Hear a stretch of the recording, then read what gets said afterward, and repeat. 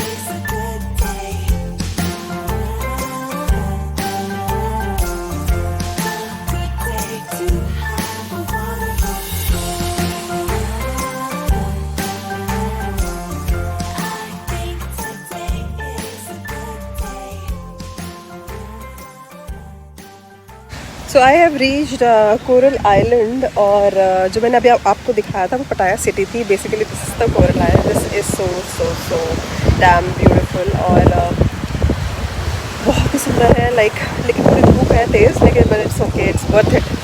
तो हम लोग पटाया सिटी से कोरल आइलैंड आए हैं. It took us about 15 to 20 minutes but it is really great. I will just show you.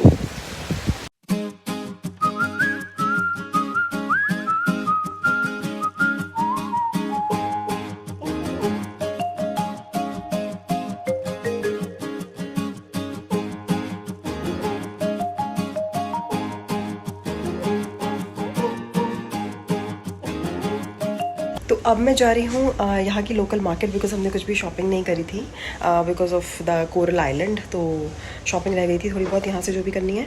तो मैं वहाँ के लिए जा रही हूँ. मैंने पहना है ये gown which is a very flowy gown which I am wearing this because this is very comfortable.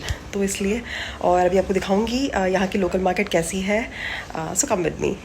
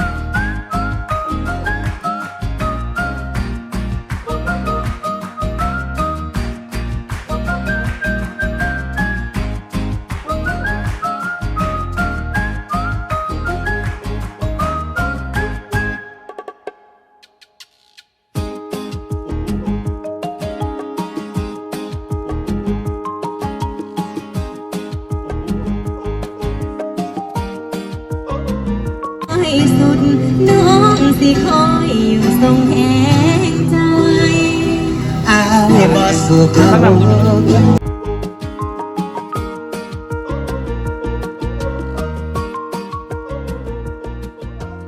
Good morning. Today is the third day or 2 days in Pattaya, and now I am moving to Bangkok because Bangkok से ही मेरी return flight है और 3 days, yeah, today, tomorrow and day after 3 दिन जो है मैं Bangkok में रहूँगी.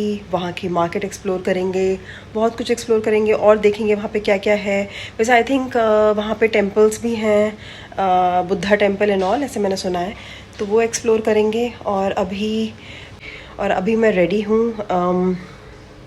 नहा लिया है, सब कुछ कर लिया है, बट मैंने ब्रेकफास्ट नहीं कर पाई बिकॉज ब्रेकफास्ट करने के लिए लेट हो गया था. यहाँ पे टाइमिंग्स हैं इस वाले होटल में जहाँ पे हम हैं पटाया में. It's like morning 6 AM to 10 AM. उसके बीच में ही आपको ब्रेकफास्ट करना है. एंड मैं उठी थी 9:30 क्योंकि रात को लेट हो गया था सोने में, तो 9:30 उठी थी. तो अभी टाइम नहीं था ब्रेकफास्ट करने का और मुझे लगा कि थोड़ा सा पेट को भी आराम देना चाहिए, सो नहीं किया. I had my coffee and उसके साथ मैं एक कोई तो यहाँ से रेज़न ब्रेड लेकर आई थी, वो मैंने खाया.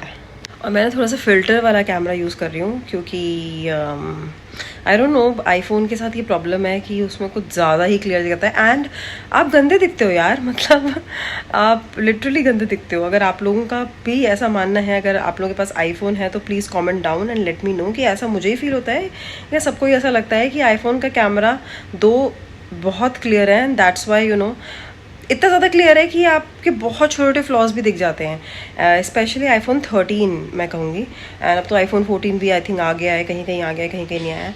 बट आई फील कि इतनी भी क्लैरिटी नहीं होनी चाहिए यार. आई थिंक इतनी क्लैरिटी किसी भी चीज़ में नहीं होनी चाहिए. थोड़ा सा you have to be a little unclear about things. मुझे लगता है ऐसा बेनिफिट होता है उससे. तो ठीक है,